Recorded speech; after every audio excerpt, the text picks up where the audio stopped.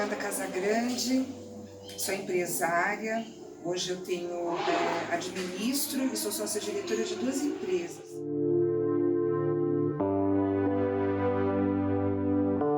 Eu sou consultora e especialista na área de planejamento estratégico. Estou desenvolvendo, apesar de já conhecer, mas o know-how e a expertise em cenários prospectivos, que é justamente para essa fase nova que o mundo está atravessando, né? Que é a parte de disrupção das empresas, cenários disruptivos, crescimento exponencial. Então, tudo isso me move bastante e me motiva bastante tudo isso. Eu gosto dessa parte que eu faço, então isso, se eu tivesse que trabalhar 24 horas, eu trabalharia.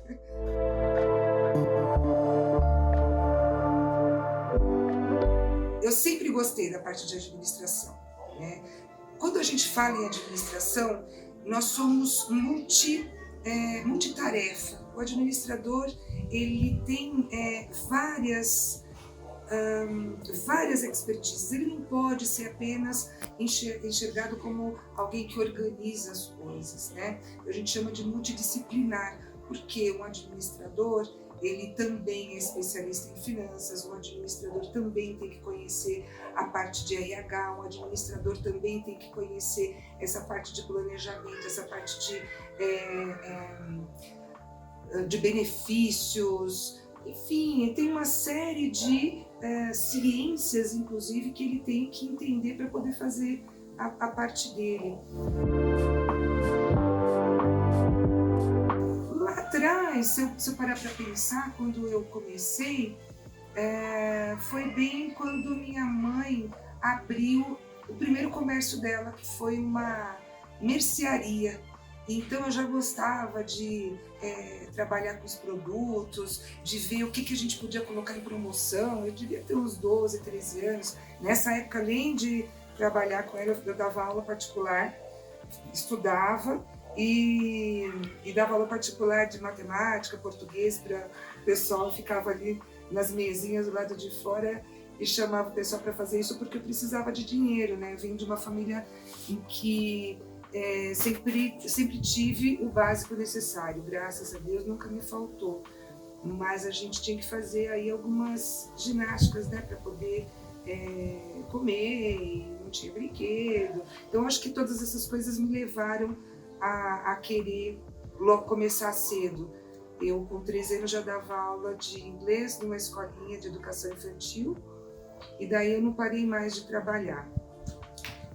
Meus pais moravam em Santo Amaro, foi a primeira lembrança que eu tenho, né? Eu não sei desde quando que a gente morou lá. Eu sei que uma vez a gente teve que ir para casa de parente, num local que não era bacana, na Zona Sul. Naquela época aquilo me assustava um pouco quando eu lembro daquele lugar. Mas meus tios moravam lá e eu amava todos eles, sempre foram muito carinhosos, né? E depois a gente veio para Osasco, porque meu avô construiu, o pai do meu pai construiu uma casa aqui e foi onde meu pai realmente conseguiu se estabilizar, né? E sempre foi tudo muito pobre. Aqui quando eu vim para Osasco nem existia as ruas asfaltadas, aqui esse bairro que eu moro não existia, era um morro. E meu avô, a minha família, né, do meu pai era daqui dessa região. E ele é militar. Era militar, infelizmente ele é falecido. Tem até um nome de rua aqui em Osasco, Ângelo Casagrande, que é da nossa família. Meu pai, ele sempre me inspirou muito, era muito inteligente. Meu pai começou várias coisas, começou engenharia, foi para Lins, depois ele fez contabilidade, mas ele era alcoólatra, então ele tinha muita dificuldade em manter o ritmo. Ele era uma pessoa que tinha uma sensibilidade imensa, gigante.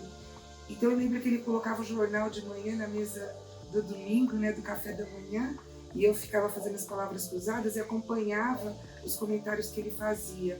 Os livros também, meu avô foi autodidata. E quando eu tinha 10 anos, antes dele falecer, ele me deu toda a coleção do Sítio do Pica-Pau Amarelo, né? Aqueles tomos verdes ainda. E antes dele falecer, ele foi em casa, ele olhou e falou, tá faltando um livro ali, sabe? E eu aprendi gramática, aritmética, mitologia, tudo isso com Monteiro Lobato.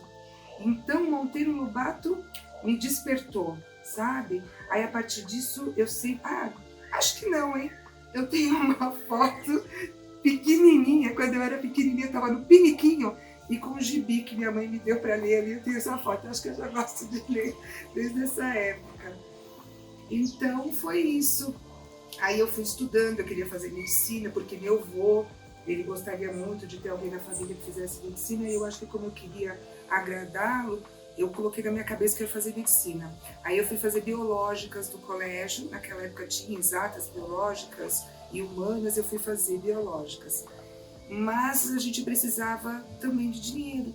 Eu comecei a trabalhar e não dava para fazer as duas coisas. No final das contas, o que eu ganhava dava para pagar a escola. E eu sempre priorizei estudar. Mesmo quando eu casei, porque eu casei muito jovem, eu continuei estudando. Então eu trabalhava, estudava e já cuidava de 2 crianças que eu peguei para cuidar, né, com 22 anos. Mas eu não larguei a faculdade. Eu vou terminar. E eu sabia que isso era muito importante para a vida da gente, para o futuro dos meus filhos e para o meu futuro, né? Recentemente, eu casei com 22 anos e recentemente, infelizmente, isso foi uma parte muito difícil. Acho que depois da morte do meu pai, essa foi a pior coisa que me aconteceu.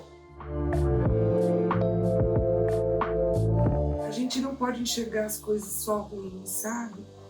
E a gente também não pode se deixar bater, mesmo que aquilo machuque muito, mesmo que você esteja se sentindo lá embaixo, mesmo que você se sinta humilhado, que você se sinta sem saída, e nesse momento muito importante a fé, né? Então, porque a gente tem em que se apegar.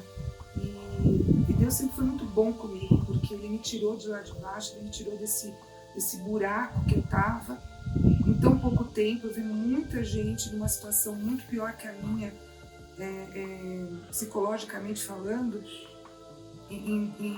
depois de 2, 3 anos, e faz 1 ano que isso tudo aconteceu, e eu tô aqui, sabe? E eu falo, é Deus que me trouxe até aqui. Colocou gente maravilhosa no meu caminho depois disso, que ajuda eu não desistir. Essa que é a grande verdade.